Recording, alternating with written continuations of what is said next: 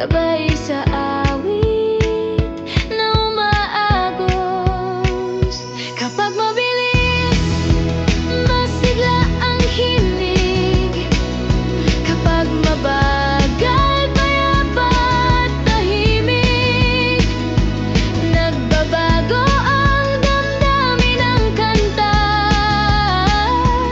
ayon sa bilis ng bawat nota.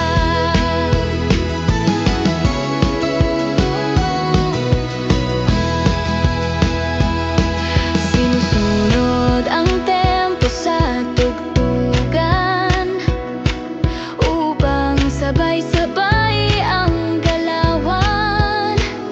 Ito'y gabay sa awit at sayaw para sa maayos na pagtangha. Kapag mabilis, masigla ang himig.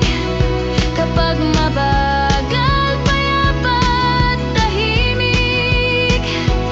Nagbabago ang damdamin ng kanta ayon sa bilis ng bawat nota. Kapag mabilis, masigla ang himig. Kapag mabagal,